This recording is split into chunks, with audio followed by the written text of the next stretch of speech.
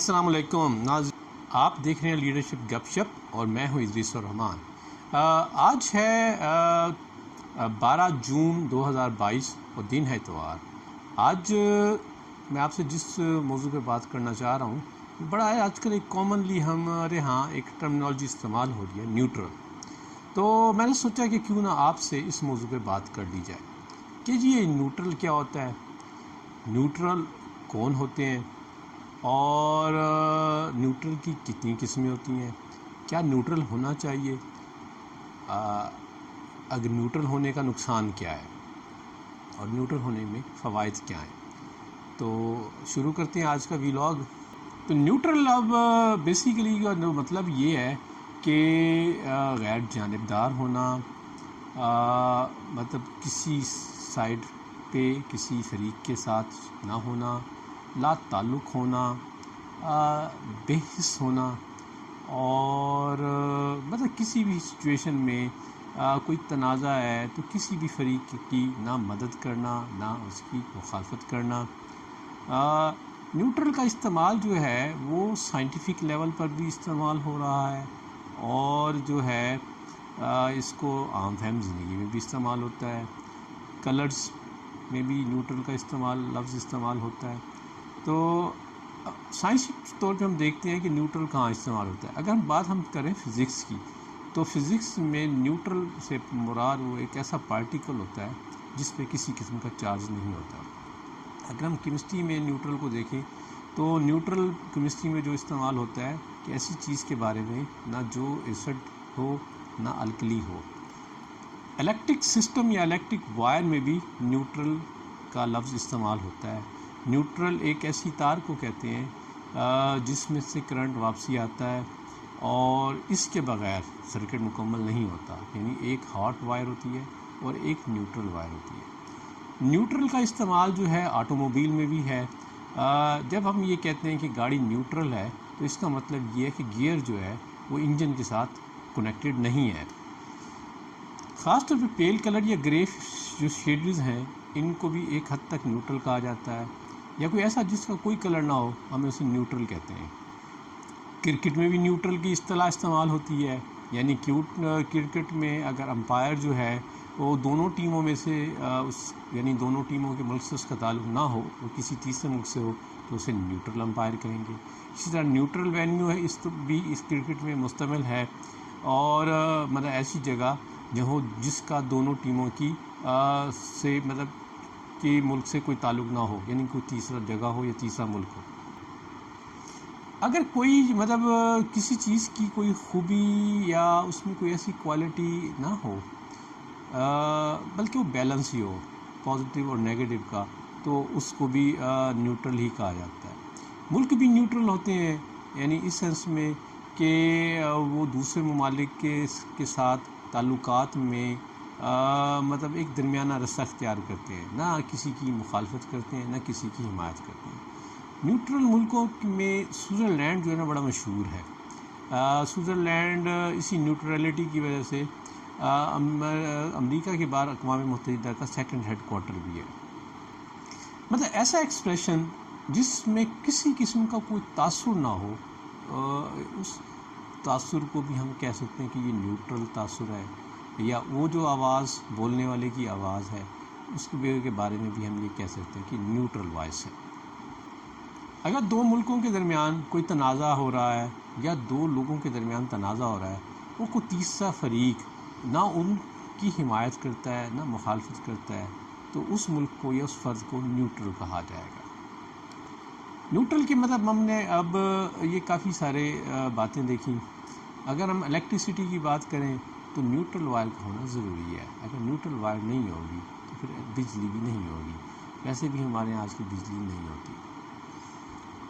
Physics میں neutral کا concept بڑا امپورٹنٹ ہے، کیمسٹری میں بھی ہے کہ یہ بہرحال ایک ڈفرینشیٹ کرتا ہے دو لیول کے الکلائن اور ایسیڈیٹی کے درمیان جو ایک پوائنٹ ہے جس پہ کوئی سبسٹانس نہ ایسڈ ہے نہ الکلی ہے، وہ نیوٹرل ہے، اور پانی کے بارے میں کہا جاتا ہے کہ یہ نیوٹرل ہے۔ اب ہم دیکھتے ہیں کہ نیوٹرل کے بارے میں ہمیں اللہ تعالیٰ کی بات کی کیا فرمان ہے، کیا، کیونکہ دنیاوی طور پہ تو بڑا آسان ہے، یہ جو دنیا ہے بڑی بڑی مشکلات کا شکار ہے، بڑا پولرائز دنیا ہے، اس میں کسی کے لیے بہت آسان ہے کہ وہ نیوٹرل رہے، نہ کسی کی حمایت کرے نہ مخالفت کرے، نہ کسی کے مطلب معاملات میں مداخلت کرے، اور اس سے دور دور رہے۔ مینجمنٹ میں بھی مطلب نیوٹرل جو ہے یہ ہونا جو ہے کوئی اچھا نہیں ہے کہ اگر آپ مینجمنٹ کے پوائنٹ آف ویو سے کہیں کہ جی کسی صورتحال میں اگر مینجمنٹ کا جو طرز عمل ہے وہ نیوٹرل ہے تو الٹیمیٹلی اس کا فائدہ نہیں ہوگا، اس کا نقصان ہی ہوگا۔ انسانی زندگی میں ایموشنز کا بہت عمل دخل ہے، ایموشنز کے بغیر کوئی چیز بھی نہیں ہوتی۔ تو جب آپ کسی بھی جگہ نیوٹرل سٹانس اڈاپٹ کریں تو اس کا مطلب ہے کہ آپ جذبات سے عاری ہیں۔ ایموشنل انٹیلیجنس میں اس چیز کو بہرحال بڑا امپورٹنٹلی خیال کیا جاتا ہے، اور نیوٹرل ہونا ضروری بھی ہے، اور کچھ جگہوں پہ نیوٹرل نہیں ہونا چاہیے۔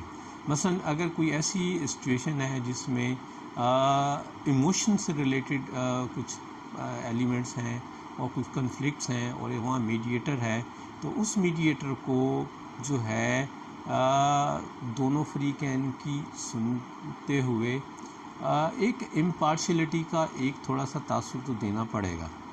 اچھا، جسٹس کے حوالے سے اگر ہم بات کریں تو جسٹس میں نیوٹرلٹی کا ایلیمنٹ نہیں ہے۔ آپ کو کسی نہ کسی فریق کا جو رائٹ فریق ہے، جو حق پر ہے، اس کے ساتھ ہونا بڑا ضروری ہے۔ اچھا، سیاست میں اگر ہم بات کریں تو کوئی نیوٹرلٹی کا کنسیپٹ نہیں ہے کہ آپ کو کسی نہ کسی پارٹی یا کسی پارٹی کے موقف کو یا اس کی فلسفے کو یا اس کے مینیفیسٹو کو سپورٹ کرنا پڑے گا۔ صحافت کی بات کریں تو اکثر یہ کہتے ہیں کہ جی فلان نیوٹرل ہے، تو یہاں بھی کوئی نیوٹرلٹی کا کنسیپٹ نہیں ہے، کیونکہ جب آپ تجزیہ کریں گے، دیکھیں اگر ہے رپورٹ کرنا تو رپورٹ کرنے میں تو آپ کو حقائق رپورٹ کرنے ہیں، لیکن اگر کہیں آپ کوئی تجزیہ پیش کریں تو اس تجزیے میں جو آپ کو صحیح بات ہے اس کو صحیح ماننا پڑے گا، اور جو غلط بات ہے اس کو غلط کہنا پڑے گا۔ تو اس لیے وہاں نیوٹرلٹی کو اس طرح نہیں کہہ سکتے۔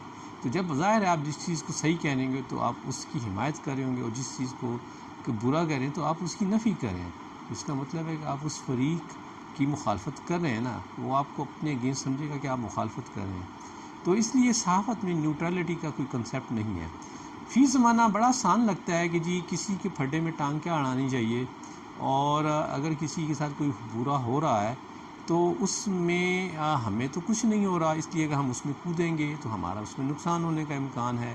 تو اس نقصان سے بچنے کے لیے بہتر ہے کہ ہم نہ اس کی حمایت کریں اور نہ ہی اسے مطلب اس کی مخالفت کریں۔ تو یہ نیوٹرلٹی کا کنسیپٹ مطلب اللہ تعالیٰ کی نگاہ میں بھی پسندیدہ نہیں ہے، اور اب ہم دیکھتے ہیں کہ قرآن کے حوالے سے کہ اللہ تعالیٰ اس صورتحال کے حوالے سے کیا احکامات دے رہے ہیں۔ سورہ المائدہ کی آیت ہے جی 5 کہ اس کا ترجمہ یہ ہے کہ اے لوگو جو ایمان لائے ہو، خدا کے لیے سیدھے ہو جاؤ اور انصاف کے ساتھ گواہی دینے والے بنو۔ یعنی اس کا مطلب یہ ہے کہ ایمان لانے کی جو شرط یہ ہے کہ ایمان لایا تو اس کے بعد ضروری ہے کہ وہ انصاف کے لیے گواہی دینے کے لیے تیار رہے۔ مثلا اس کا مطلب یہ ہے کہ ایک مسلمان کا انصاف و مساوات جیسی اقدار کو عملی طور پہ عمل درآمد کرنا بڑا ضروری ہے۔ سورہ نساء کی آیت 58 ہے، اس کا ترجمہ یہ ہے کہ بے شک اللہ تمہیں حکم دیتا ہے کہ امانتیں کس کو سپرد کرو، اور جب لوگوں کے درمیان فیصلہ کرو تو انصاف کے ساتھ فیصلہ کرو، بہترین عمل وہ ہے جس کا اللہ تمہیں حکم دیتا ہے، بے شک اللہ سننے اور دیکھنے والا ہے۔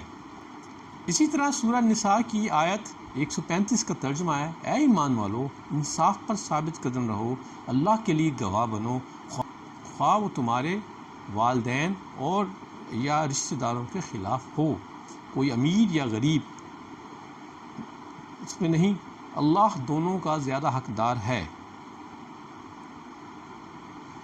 یعنی ہمیں اس چیز کی بات کو یاد کرایا جا رہا ہے کہ ہمیں انصاف کے لیے اپنے والدین اور حتیٰ کہ رشتہ داروں کے لیے بھی مطلب کوئی خاص ہمدردی رکھنے کی بجائے انصاف کا ساتھ دینا چاہیے۔